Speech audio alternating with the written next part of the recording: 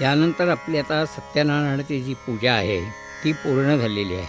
पण सत्यनारायणाची जी पूजा आहे त्याच्या अंगभूत असणारी सत्यनारायणाची कथा वाचण्याची सर्वत्र पद्धत आहे. तर ही कथा वाचण्यापूर्वी किंवा ऐकण्यापूर्वी पोथीची पूजा ही तितकीच महत्त्वाची आहे आणि त्याकरता अगोदर आपल्याला पोथीची पूजा करावयाची आहे.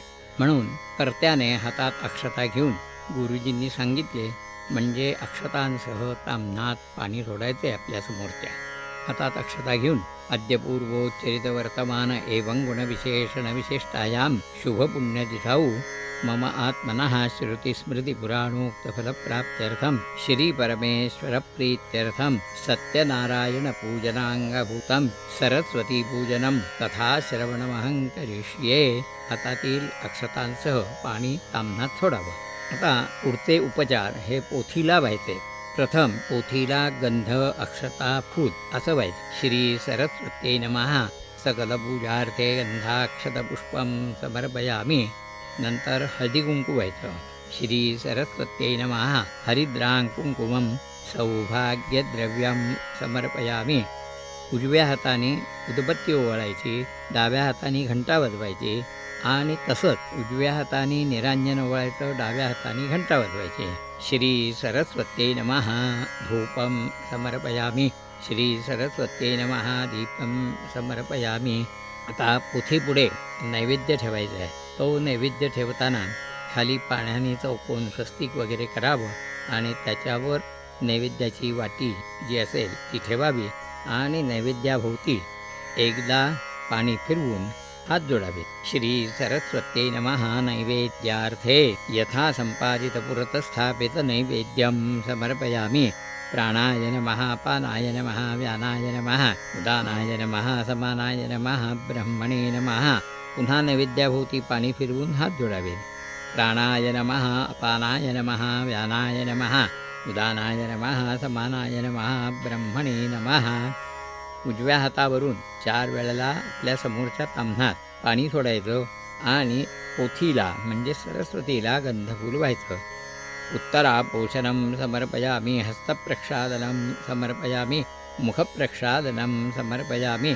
आचमनीयं समर्पयामि. करोद्वर्तनार्थे चंदनं समर्पयामि.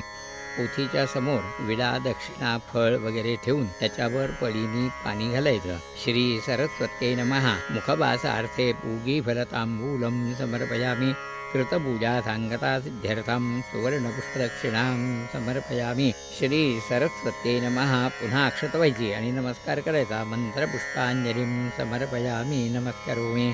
पुन्हा उजव्या हातावरून ताम्हणात पाणी सोडायचं. अनेन कृतपूजनेन श्री सरस्वती देवता प्रीयतान्न मम तत्सद्ब्रह्मार्पणमस्तु. पोथीची पूजा झाल्यानंतर कथा वाचनाला सुरुवात करायची आहे.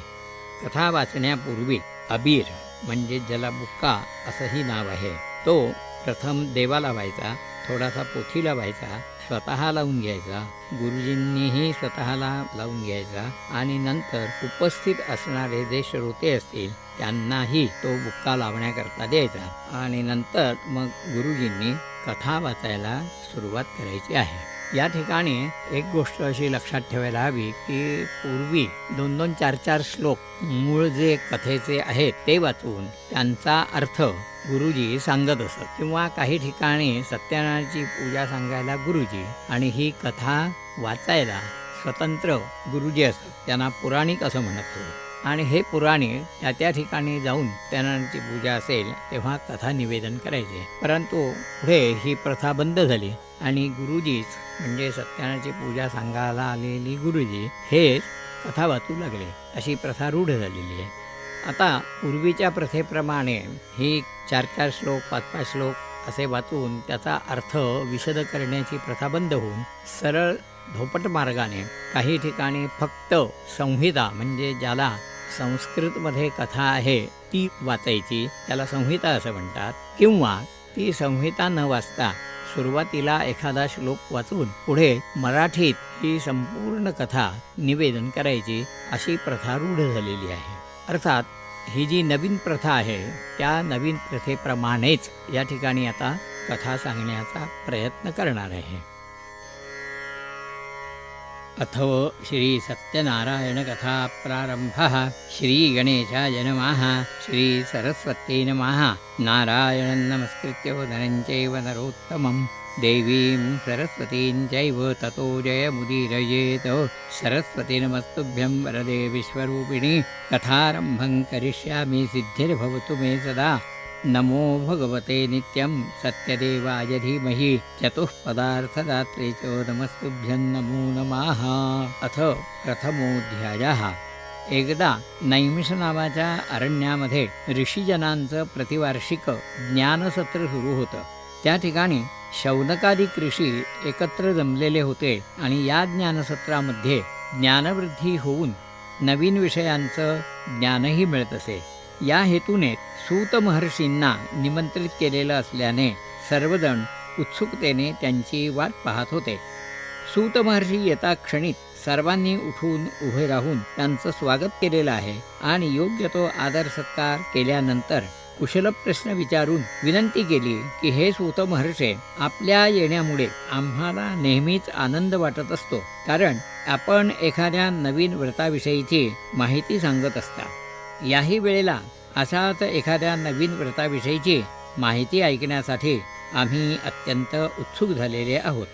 तेव्हा सूत महर्षी अतिशय आनंदित होऊन म्हणतात की त्रिभुवन संचारी देवर्षी नारद एकदा मृत्यूलोकातून हिंडत असताना पृथ्वीवरील जनता आधिव्याधींनी त्रस्त झालेली त्यांना दिसली.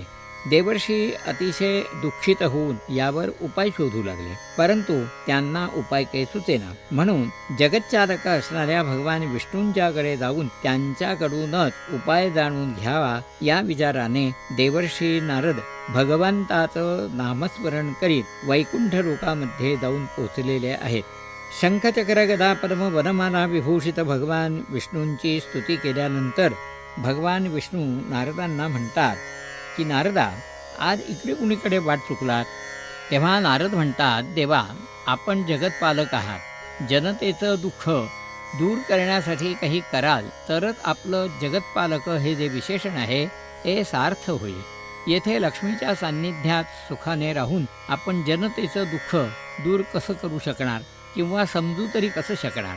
म्हणून मर्त्यलोकातील जनतेचं गाऱ्हाणं सांगण्यासाठी त्यांचा प्रतिनिधी म्हणून मी या ठिकाणी आलेलो आहे. त्यांचं दुःख दूर होण्यासाठी आपण काही उपाय सुचवावा अशी मी तुम्हाला विनंती करतो. हे ऐकल्यानंतर भगवान विष्णू नारदांना म्हणतात की नारदा, तू परोपकारी आहेस आणि माझा परमप्रिय अशा तऱ्हेचा भक्त देखील आहेस, आणि म्हणूनच आत्तापर्यंत कोणालाही कधीही न सांगितलेलं अशा तऱ्हेचं सत्यनारायण नावाचं व्रत मी तुला सांगतो. ते सावधान चित्ताने तू ऐक. हे जे व्रत आहे हे सर्व दुःखांचं निवारण करू शकणारं अशा तऱ्हेचं आहे. हे ऐकल्यानंतर नारद म्हणतात, देवा, या व्रताचं नाव समजलं, परंतु हे व्रत केव्हा, कोणी, कसं करावं, नैवेद्य कोणता आणि फळ काय मिळतं याविषयी जर सविस्तर आपण मला सांगितलं तर या व्रताचा प्रचार आणि प्रसार करणं मला सुलभ होईल. नारदांचा प्रश्न ऐकून भगवान विष्णू त्यांना क्रमशः उत्तर द्यायला सुरुवात करतात. ते म्हणतात की कोणत्याही मानवाने त्याला इच्छा होईल त्यावेळेला आणि त्या दिवशी विशेषतः सायंकाळी आपल्या ऐपतीप्रमाणे विशिष्ट कामना मनामध्ये ठेवून भक्तियुक्त अंतःकरणाने संकल्प करून हे व्रत करावं. या वेळेला गव्हाचा रवा, तूप, साखर, दूध आणि केळं हे पदार्थ सव्वा या प्रमाणात घेऊन त्याचा विशेष नैवेद्य अर्पण करावा. कथाश्रवण करून आपण स्वतः प्रसाद भक्षण करून आपले इष्ट, मित्र, नातेवाईक, शेजारी यांनाही प्रसाद द्यावा. दंपती भोजन करवून आपणही भोजन करावं. त्याचप्रमाणे रात्री भजन, कीर्तन, पुराण, गायन इत्यादी सांस्कृतिक कार्यक्रम करावे आणि दुसऱ्या दिवशी उत्तरपूजन करून विसर्जन करावं. जी जी इच्छा मनामध्ये धरून ही पूजा केलेली असेल ती इच्छा या व्रतामुळे परिपूर्ण होऊ शकते. अशा तऱ्हेचं हे व्रत आहे. तेव्हा हे नारदा, मानवांना इच्छित फल देणारं अशा तऱ्हेचं हे सत्यनारायण व्रत कलियुगामध्ये विशेष फल देणारं आणि सर्वांना सहज सुलभतेने करता येण्याजोगं अशा तऱ्हेचं या व्रताचं वैशिष्ट्य सांगता येईल. किंवा सूत सांगतात की ऋषीवर्य, अशा रीतीने भगवान विष्णूंनी देवर्षी नारदांना या व्रताविषयीची जशी माहिती सांगितली त्याप्रमाणे या ठिकाणी मी यथामती निवेदन केले. इति श्री स्कंदपुराणे रेवाखंडे सत्यनारायण व्रतकथायां प्रथमोऽध्यायः. एक तुळशीपत्र देवाला व्हायचं. त्याचप्रमाणे प्रत्येक अध्याय झाल्यानंतर एक एक तुळशीपत्र देवाला अर्पण करायचं आहे. श्री सत्यनारायण महाराज की जय. यानंतर दुसऱ्या अध्यायामध्ये विशेष अशी 2 उदाहरणं आपण पाहणार आहोत. याविषयी एका लहानसा कथाभाग मी तुम्हाला निवेदन करणार आहे. पूर्वी काशी क्षेत्रामध्ये भिक्षावृत्तीने उपजीविका करणारा आणि जन्मतः दरिद्री अशा तऱ्हेचा एक ब्राह्मण राहत होता. एकदा भर उन्हात भिक्षेसाठी हिंडत असताना एक वयोवृद्ध ब्राह्मण त्यांचे समोर येऊन म्हणतोय की अरे, किती दिवस तू अशी भिक्षा मागणार? तेव्हा काशीवासी ब्राह्मण म्हणतो, काय करू? अनेक उपायांनी देखील माझी ही जन्मजात गरिबी दूर होऊ शकत नाही. त्यामुळे भिक्षा मागणं हा एकच उपाय मी उपजीविका म्हणून ठरविलेला आहे.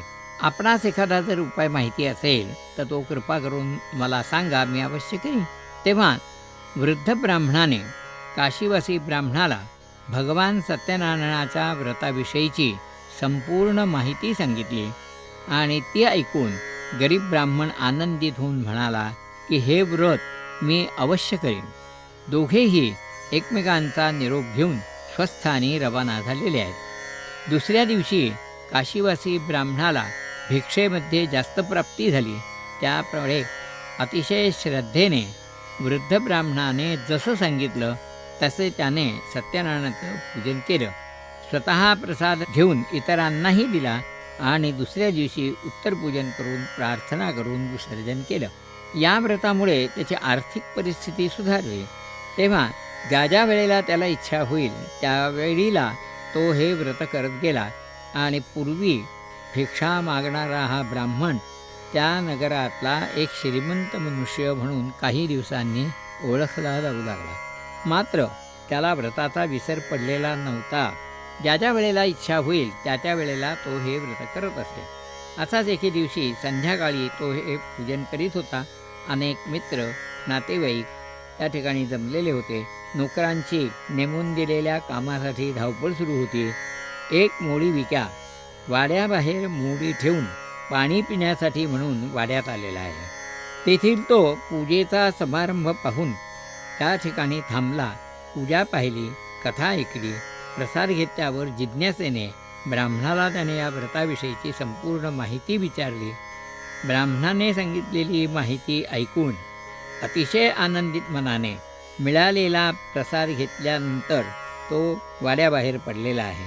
मोळी घेऊन घराकडे निघाल्यानंतर मनामध्ये सत्यनारायणाच्या व्रताचे विचार सुरू होते. घरी गेल्यानंतर पत्नीला त्याने प्रसाद दिला आणि मनातील संकल्पही तिला सांगितला. तिलाही मोठा आनंद झालेला आहे. दुसऱ्या दिवशी मोळी विकण्याकरता तो ज्या वेळेला गावात गेला त्यावेळी मोळीची किंमत त्याला दुप्पट मिळाली. त्यामुळे आनंदित मनाने आणि श्रद्धेने त्याने सायंकाळच्या वेळेला भगवान सत्यनारायणाचं पूजन केलं. स्वतः प्रसाद घेऊन इतरांना दिला. रात्री जागरण केलं आणि दुसऱ्या दिवशी उत्तरपूजन करून प्रार्थना केली आणि त्यानंतर विसर्जन केलं. इतकंच नव्हे तर नंतर ज्या ज्या वेळेला त्याला इच्छा होईल त्या त्या वेळेला त्याने हे व्रत केलं आणि येथील सर्व सुखांचा उपभोग घेऊन ब्राह्मण जसा मुक्त झाला तसाच मोडी विक्याही झालेला आहे. वासूत सांगतात या अध्यायामध्ये ब्राह्मणाची आणि मोडी विक्याची गोष्ट नसून श्रद्धेने भगवंताचं पूजन करून सुखी होणाऱ्या मानव समाजाचे ते 2 प्रतिनिधी आहेत. इति श्री स्कंदपुराणे रेवाखंडे सत्यनारायण व्रतकथायां द्वितीयोऽध्यायः. सत्यनारायण महाराज की जय. एक तुळशीपत्र व्हायचं. यानंतर आता आपल्याला 3रा अध्याय जो आहे त्याच्यामध्ये काय घडलं ते आपण पाहणार आहोत. सूत सांगतात की ऋषीवर्य हो, संकल्प केला परंतु तो जर वेळेवर पूर्ण झाला नाही तर काय होतं, यासाठी तुम्हाला एक कथा या ठिकाणी मी निवेदन करणार आहे. पूर्वी उल्कामुख या नावाचा प्रजाहितदक्ष, बुद्धिमान आणि जितेंद्रिय अशा तऱ्हेचा राजा होऊन गेला. त्याच्या राणीचं नाव होतं भद्रशिला. दोघेही प्रजाकल्याणार्थ नदी तीरावर एके दिवशी भगवान सत्यनारायणाचं पूजन करीत होते. जनसमुदाय खूप जमला होता. त्यात साधू नावाचा एक व्यापारी पण होता. पूजनानंतर उत्सुकतेने त्याने राजाला विचारलं. तेव्हा राजाने सांगितलं की हे सत्यनारायणाचं व्रत असून मनसेप्सित कामना परिपूर्ण करणारं अशा तऱ्हेचं आहे. तेव्हा राजाकडून या व्रताची संपूर्ण माहिती त्याने समजावून घेतल्यावर साधूमाने म्हणतो की मला संतती झाली तर मी हे व्रत करीन. देवाचे दर्शन घेतले, तीर्थप्रसाद घेतल्यावर तो घरी गेल्यावर त्याने आपल्या पत्नीला म्हणजेच लीलावतीला प्रसाद देऊन केलेला संकल्पही सांगितला. तिलाही मोठा आनंद झाला. कालांतराने त्यांच्या घरी पाळणा हलण्याची चिन्ह दिसू लागली. योग्य वेळी लीलावती प्रसूत होऊन कन्यारत्न जन्माला आलेले आहे. त्यामुळे दोघेही आनंदित झालेले आहेत. बारशाच्या दिवशी लीलावतीने संकल्पाचं स्मरण करून दिल्यानंतर साधू आणि म्हणतो की बारशाच्या वेळी हे व्रत न करता आपण हिच्या लग्नाच्या वेळेला करूया. त्यामुळे बारसं मोठ्या थाटामाटाने पार पडलं आणि मुलीचं नाव कलावती असं ठेवलं. पुढे ही मुलगी दिवसामासांनी मोठी झाली आणि त्यावेळच्या कालमानाप्रमाणे कलावती लग्नाला योग्य झाली. म्हणून सुशील, सुंदर आणि सुलक्षणी अशा वराचं संशोधन करण्याची जबाबदारी साधूवाण्याने आपल्या मुनीमजीवर सोपवलेली आहे. मुनीमजींनी देखील कलावतीला शोभेल असा सर्व गुणांनी युक्त आणि साधूवाण्याच्या तोलामोलाचा असा एक मुलगा पाहिला आणि सर्वांच्या पसंतीनंतर, विशेषतः कलावतीच्या पसंतीनंतर साधूवाण्याने त्याला आपली मुलगी दिलेली आहे. विवाह समारंभ मोठा थाटामाटाने पार पडला.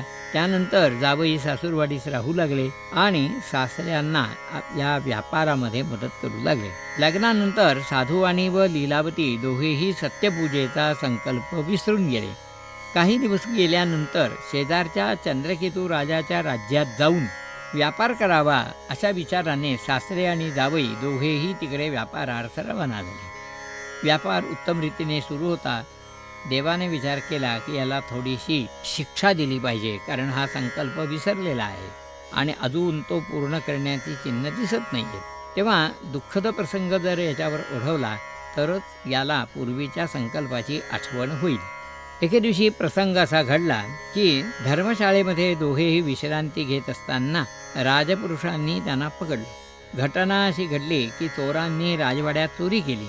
त्यामुळे पोलीस त्यांचा पाठलाग करत असताना चोरांनी राजधन व्यापाऱ्यांच्या सान्निध्यात टाकलं आणि ते पसार झाले. मुद्देमाद व्यापाऱ्यांच्या जवळ मिळाल्यामुळे पोलिसांच्या दृष्टीने ते चोर ठरले आणि त्यांना अटक झाली. राजधनासह पोलिसांनी त्या दोघांना आपल्या ताब्यात घेऊन राजापुढे उभं केलं. आम्ही चोर नसून व्यापारी आहोत हे पटवून देण्याचा त्या दोघांनी खूप प्रयत्न केला. तरी परिस्थितीजन्य पुराव्यावरून व्यापारी मात्र चोर ठरले. त्या दोघांना तुरुंगात ठेवण्याची राजाने आज्ञा केली. त्या दोघांची रवानगी तुरुंगात झाली. साधू आणि विचार करतो की माझ्या हातून असं कोणतं पाप घडलं की ज्यामुळे मला ही अशी कठोर शिक्षा भोगावी लागते. इकडे साधूवाण्याच्या घरी देखील अशाच तऱ्हेचा दुर्धर प्रसंग ओढवलेला आहे. अनेक याचक येऊन ज्या घरी तृप्त होऊन जात, अशा साधूवाण्याच्या घरी चोरी होऊन घरातील धनधान्य, सोनं, नाणं इत्यादी सर्व वस्तू चोरांनी पळविलेल्या आहेत आणि त्यामुळे दरिद्री झालेल्या साधूवाण्याच्या पत्नीला आणि मुलीला भिक्षा मागून उपजीविका करण्याची वेळ आलेली आहे. असं का व्हावं हे मात्र दोघींच्याही लक्षात येईना. आला दिवस दुःखा कष्टाने कसा तरी घालवीत असताना एके दिवशी कलावतीला भिक्षेहून येण्याकरता उशीर झाला. तेव्हा आई चिंतातूर होऊन मुलीची वाट पाहू लागली. थोड्या वेळाने कलावती घरी आली तेव्हा आईने उशिराचं कारण विचारलं. तेव्हा कलावतीने सांगितलं की आज भिक्षा मागण्यासाठी एका घरी गेलेली असताना त्या ठिकाणी सत्यनारायणाची पूजा सुरू होती. मी पूजा पाहिली, कथा ऐकली, तीर्थप्रसाद घेऊन घरी येईपर्यंत साहजिकच उशीर झाला. लीलावतीने मुलीने दिलेला प्रसाद घेतला.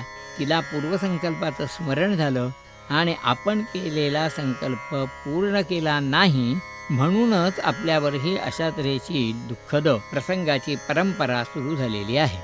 या विचाराने तिने दुसऱ्या दिवशी भगवान सत्यनारायणाचं पूजन करून स्वतः प्रसाद घेतला, इतरांना दिला आणि दुसऱ्या दिवशी उत्तरपूजन करून प्रार्थना करून क्षमा मागितली आणि विसर्जन केलेलं आहे. ती क्षमा अशी आहे की माझे पती आणि जावई लवकर परत येवोत अशी त्या ठिकाणी तिने प्रार्थना केलेली आहे क्षमा मागून. तेव्हा संकल्प पूर्ण झाला. आता साधूवाण्याला दुःखमुक्त करावं या विचाराने भगवंताने चंद्रकेतू राजाला दृष्टांत दिलेला आहे आणि सांगितलं, विना चौकशी तुरुंगात ठेवलेल्या 2 व्यापाऱ्यांना त्यांचं स्वतःचं धन व नुकसान भरपाईची रक्कम देऊन मुक्त करा. यात जर उणीव झाली तर तुझ्यावर फार मोठं संकट येईल. दुसऱ्या दिवशी राजाने ताबडतोब दरबार भरवला आणि त्या 2 व्यापाऱ्यांना सर्व रक्कम देऊन वस्त्रादी देऊन त्यांचा सत्कार करून बंधमुक्त केल्याचं जाहीर केलं. अचानक बंधन प्राप्त झालं, तशीच ही अचानक सुटका झाली. या चमत्कारामुळे दोघेही आनंदित झालेले आहेत. राजाचा निरोप घेऊन साधूवाणी आणि जावई तेथून घरी येण्याकरता निघालेले आहेत. वाटेत ब्राह्मणांना यथाशक्ती द्रव्य दक्षिणा देऊन गोरगरिबांना संतुष्ट करून घराच्या दिशेने हे दोघेही वाटचाल करू लागलेले आहेत. सूत सांगतात की ऋषीवर्य, पूर्वी केलेला संकल्प वेळेवर पूर्ण केला, त्यामुळे ब्राह्मण व मोळीविक्या सर्व प्रकारे सुखी झाले. पण साधूवाण्याने ते व्रत करताना टाळाटाळ केली आणि संकल्प वेळेवर पूर्ण केला नाही, म्हणून त्याच्यावर दुःख भोगण्याची पाळी आली. संकल्प त्वरित पूर्ण करावा हा या अध्यायाचा सारांश आहे. इति श्री स्कंदपुराणे रेवाखंडे सत्यनारायण व्रतकथायां तृतीयोऽध्यायः. आता साधूवाणी आणि जावई दोघेही तिथून निघालेले आहेत. धनही भरपूर मिळालेलं आहे, नुकसान भरपाई मिळालेली आहे. त्यामुळे अतिशय आनंदित मनाने आपल्या घरी साधूवाणी आणि जावई निघालेले असताना एका मुक्कामावर त्यांची पुन्हा परीक्षा घेण्यासाठी सत्यदेवाने संन्यासाच्या रूपाने त्यांच्याजवळ येऊन विचारलं की साधूवाण्या, तुझ्या नौकेमध्ये काय आहे? अर्थात या संन्यासाबद्दल मनात शंका निर्माण झाल्यामुळे त्यांनी सांगितलं की माझ्या नौकेमध्ये वाळलेला पालापाचोळा आहे, दुसरं काही नाही. हे ऐकून संन्यासी ठीक आहे असे म्हणून तिथून निघून गेले. थोड्या वेळाने साधूवाण्याची नजर नौकेकडे गेली आणि जाऊन पाहतो तो नौकेत पालापाचोळ्याशिवाय दुसरं काहीच नाही. तत्क्षणी तो मूर्छित झाला. जावयाने त्यांना शुद्धीवर आणलं आणि सांगितलं की आपण संन्यासी महाराजांना जे उत्तर दिलं ना, त्याचा हा परिणाम असावा असं मला वाटतं. त्यांचा शोध करून त्यांना शरण आपण जर गेलो तर आपलं हे गेलेलं द्रव्य आपल्याला परत मिळू शकेल. हा जावयांचा सल्ला साधूवाण्याला पटला. दोघेही संन्यासाच्या शोधार्थ निघालेले आहेत.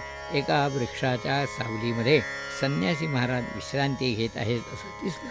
तेव्हा जाऊन साष्टांग नमस्कार केला आणि हात जोडून तो म्हणतो आहे की मी आपणास शरण आलेलो आहे. आपली योग्यता मला समजली नाही, मी मूर्ख आणि अडाणी आहे, आपण मला क्षमा करा असं म्हणून साधूवाण्याने लोटांगण घातलं. आणि शरणागतांचं रक्षण करणं हे भगवंताचं ध्येय असल्याने संन्यासाच्या रूपामध्ये असलेले भगवान संतुष्ट होऊन म्हणतात की जा, तुझी इच्छा पूर्ण होईल. आनंदित होऊन साधूवाण्याने नमस्कार केला. भगवानही त्या ठिकाणाहून अंतर्धान पावले. बंदरावर येऊन पाहतो तो आपली नौका धनपरिपूर्ण झालेली पाहून सत्यदेवाच्या कृपेने सर्व धन मिळाले म्हणून त्याने त्याच ठिकाणी भगवान सत्यदेवाचं भक्तियुक्त अंतःकरणाने आणि मनाने पूजन केलेलं आहे. स्वतः प्रसाद भक्षण करून इतरांनाही दिला. दुसऱ्या दिवशी उत्तरपूजन करून विसर्जन केलं आणि आपल्या गावाकडे तो निघालेला आहे. गावानजीक गेल्यानंतर त्यांनी घरी निरोप पाठवला. त्यावेळेला लीलावती आणि कलावती दोघीही भगवान सत्यनारायणाचं पूजन करीत होत्या. त्यांना अतिशय आनंद झाला. लीलावतीने पूजा पूर्ण केली आणि प्रसाद घेऊन ती बंदरावर येऊन पोहोचली. पती आणि जावई भेटले याचा आनंदही तिला झाला. कलावतीने मात्र पूजा पूर्ण केली आणि ती घाईघाईने पतीच्या आणि पित्याच्या भेटीसाठी बंदरावर येऊन पोचली. तेव्हा धनासहित नौका व जावई अदृश्य झाल्याचे तिला समजले. जिकडे तिकडे दुःखाची छाया पसरली आणि शोध घेऊनही नौका व जावई न दिसल्यामुळे सर्वांना फारच दुःख झालेलं आहे. कलावतीने सती जाण्याचा निश्चय केला. तेव्हा इतकी शिक्षा पुरे असा विचार करून भगवंताने आकाशवाणीच्या द्वारा या दुःखाचं कारण सांगितलं की कलावती तीर्थप्रसाद न घेता या ठिकाणी आल्यामुळे तिला हे दुःख प्राप्त झालेलं आहे. तेव्हा घरी जाऊन तीर्थप्रसाद भक्षण करून ती जर परत आली तर तिचा पती आणि धनासहित नौका तिला दिसू शकेल. हे ऐकल्यानंतर कलावती ताबडतोब घरी गेली देवाची क्षमा मागितली, तीर्थप्रसाद घेतला आणि ती पुन्हा बंदरावर येऊन पोचली. त्यानंतर तिला सर्वजण भेटले, गेलेले धन परत मिळाले आणि पतिभेटही झाली. त्यामुळे अतिशय आनंदाचं वातावरण त्या ठिकाणी निर्माण झालेलं आहे. आणि त्यावेळीच कलावतीच्या सांगण्यावरून त्याच ठिकाणी भगवान सत्यनारायणाचं पूजनही झालेलं आहे. सर्वांनी प्रसाद घेऊन रात्र आनंदात घालवली आणि दुसऱ्या दिवशी उत्तरपूजन वगैरे झाल्यानंतर विसर्जन करून ही मंडळी घरी गेलेली आहे. त्यानंतर त्या ज्या वेळेला साधू होण्याला इच्छा होईल त्या वेळेला तो हे पूजन करत गेला आणि या ठिकाणी असणाऱ्या सर्व सुखांचा उपभोग घेऊन तो मुक्त झालेला आहे. सूत सांगतात, साधूवाण्याने संकल्प केला परंतु तो वेळेवर पूर्ण झाला नाही, त्यामुळे आणि कालांतराने त्याला विस्मरण झालं, त्यामुळे संकल्प त्वरित पूर्ण होऊ शकला नाही. अशा या सर्व कारणामुळे त्याला अतिशय दुःख भोगावं लागलं. म्हणून तात्पर्य या अध्यायाचं सांगायचं झालं तर संकल्प केल्यानंतर तो त्वरित पूर्ण करावा हा या अध्यायाचा हेतू आहे. तसाच पूजन केल्यानंतर प्रसादाला किती महत्त्व आहे हेही आपल्याला या 4थ्या अध्यायामध्ये कलावतीच्या उदाहरणावरनं लक्षात आलेलं आहे. इति श्री स्कंदपुराणे रेवाखंडे सत्यनारायण व्रतकथायां चतुर्थोऽध्यायः. सत्यनारायण महाराज की जय.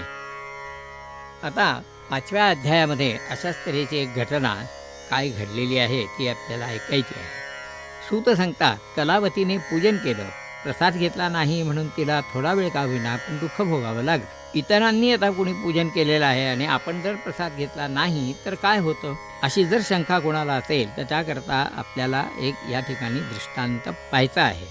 पूर्वी प्रजाहितदक्ष, प्रजापालक आणि अतिशय धार्मिक मनोवृत्तीचा अंगध्वज नावाचा राजा होऊन गेला. एकदा हा राजा निवडक सैन्यासह शिकारीला गेलेला होता. खूप शिकार केल्यामुळे दमला आणि एका झाडाखाली विश्रांती घेत बसलेला होता. तेथून जवळच असलेल्या एका ठिकाणी गोपालांनी सामूहिकरित्या भगवान सत्यनारायणाचं पूजन केलेलं होतं. राजा आलेला पाहून त्यांना अतिशय आनंद झाला आणि त्यांनी सत्यनारायणाचा प्रसाद राजापुढे नेऊन ठेवला आणि ग्रहण करण्याची विनंती केली. परंतु आपण राजे आहोत आणि हे गोप आहेत, म्हणजेच आपल्यापेक्षा कमी दर्जाचे आहेत, तेव्हा त्यांनी दिलेला प्रसाद आपण कसा घ्यायचा असा विचार करून राजाने त्यांच्या विनंतीकडे दुर्लक्ष केलं.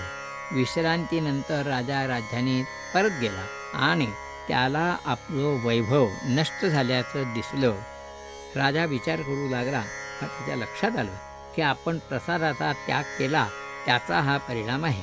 तेव्हा याच्यावर क्षमा मागणं हाच सर्वोत्तम उपाय आहे. म्हणून त्याच पावली राजा ताबडतोब अरण्यामध्ये गेला.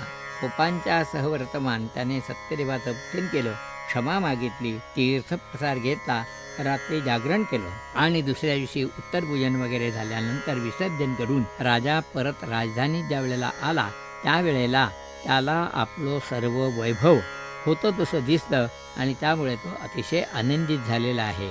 त्यानंतर त्याला इच्छा होईल त्या वेळेला तो भगवान सत्यनारायणाचं पूजन करत गेला आणि या ठिकाणी असणाऱ्या सर्व सुखांचा उपभोग घेऊन तो मुक्त झालेला आहे.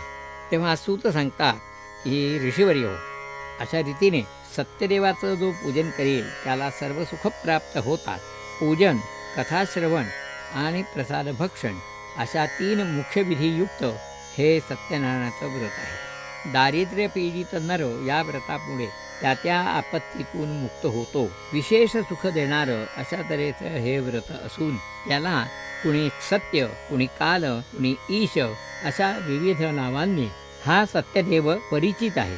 इच्छापूर्ती करणारं अशा तऱ्हेचं हे व्रत असून कथा वाचणारा आणि ऐकणारा असे दोघेही पापमुक्त होतात असं कथेचं वैशिष्ट्य आहे.